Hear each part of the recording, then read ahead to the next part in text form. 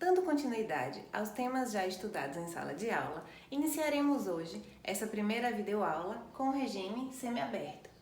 Lembrem-se que em sala de aula a gente já discutiu as características do regime fechado, a gente já discutiu as características do RDD, Regime Disciplinar Diferenciado, e a gente chegou a citar e a comentar a respeito do regime aberto e do regime semiaberto. Hoje vamos aprofundar os estudos nesses dois regimes, semiaberto e aberto. O primeiro é o regime semiaberto. Trago para vocês a figura de um preso trabalhando aqui na colônia agrícola e alguns presos trabalhando aqui na pintura de um muro. E aí vamos lá. A Lei de Execução Penal, no artigo 91, ela traz escrito da seguinte forma: a colônia agrícola, industrial ou similar destina-se ao cumprimento da pena em regime semiaberto. E aí, da leitura desse artigo, a gente já pode retirar a primeira característica do regime semiaberto, que é colônia agrícola ou colônia industrial. Percebendo que o artigo, quando ele diz assim, ou similar. Similar por quê? A gente já estudou em sala de aula que a situação carcerária no Brasil, ela não é muito favorável. Existem muitas pessoas que estão cumprindo suas penas e existe uma defasagem de estabelecimentos prisionais. E aí a gente viu que a lei, ela veda a progressão por salto, mas o STF aceita essa progressão, tendo em vista que o preso não pode ficar em um regime superior àquele que ele já adquiriu direito. Mas para evitar isso, a lei diz assim, colônia agrícola, industrial ou similar. Por quê? Na falta de colônia agrícola ou colônia industrial, o indivíduo ele pode ser internado em estabelecimento prisional de segurança média, que seria destinado aos presos em regime fechado.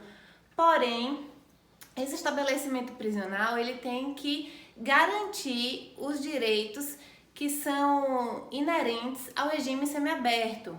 Como, por exemplo, quando eu falo em regime semiaberto, é bom vocês lembrarem da saída temporária. O que é a saída temporária? É saída em épocas festivas, como, por exemplo, agora na Semana Santa, teríamos uma saída temporária. Quem tem assistido o noticiário recentemente viu que alguns estados, o governador decretou que esse ano, tendo em vista a situação de pandemia existente no mundo por causa do novo coronavírus, as instituições prisionais elas não liberem os presos para saídas temporárias e também façam restrições no recebimento de visitas. Aí, de acordo com cada estado, com a situação que se encontra hoje, cada estado. Eu digo hoje para vocês, hoje 17 de março de 2020, certo?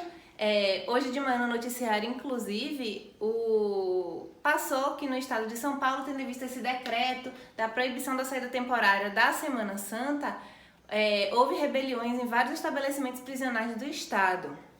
Mas é só para vocês entenderem mais ou menos o que seria uma saída temporária. São saídas temporárias, elas ocorrem em épocas festivas, ou Natal, Semana Santa, e o preso, ele tem direito a essas saídas durante o ano. O preso no regime semiaberto, ele tem direito a essas saídas durante o ano, que é um voto de confiança que a sociedade está dando a ele. Porque do semiaberto ele vai progredir para o regime aberto, e no regime aberto ele vai ficar na rua por conta dele. Entenderam? Vamos lá. Regime aberto. O regime aberto, ele está previsto no artigo 36 do Código Penal, que o artigo diz o seguinte: o regime aberto baseia-se na autodisciplina e senso de responsabilidade do condenado. Olha o que eu acabei de falar, que lá a saída temporária lá do semiaberto é um voto de confiança, porque no aberto vai exigir-se a autodisciplina dele. O condenado deverá, fora do estabelecimento e sem vigilância, trabalhar, frequentar curso ou exercer outra atividade autorizada, permanecendo recolhido durante o período noturno e nos dias de folga. Ou seja, durante o dia ele vai ficar fora, ou trabalhando, ou estudando, ou procurando emprego, e aí, durante a noite, ele retorna para a instituição prisional dele. No regime aberto, geralmente, ele é cumprido na casa do albergado, a instituição prisional que abarca os presos que estão em regime aberto é a casa do albergado. O condenado será transferido do regime aberto se praticar fato definido como crime doloso.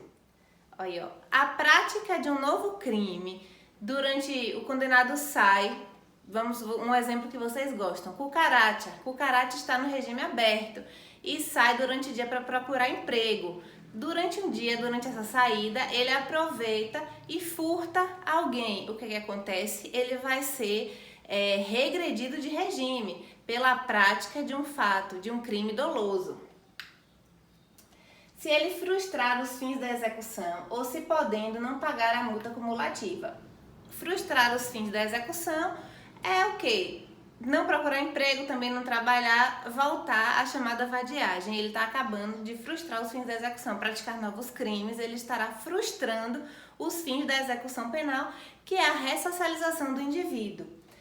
E essa parte aqui, não pagar a multa cumulativa, ela está ultrapassada. Sabemos, já comentamos em sala de aula, que o pacote anticrime, a lei 13964 de 2019, ela ultrapassou com essa parte aqui do não pagar multa cumulativa, que desde 2016 já não gerava. Antigamente, a pessoa que não pagava a multa, ela ficava instalada no regime aberto até pagar essa multa. Só que hoje a gente sabe que a multa ela vai ser inscrita na dívida ativa, cabendo ao juiz da execução e o Ministério Público a cobrança, a execução dessa multa, certo?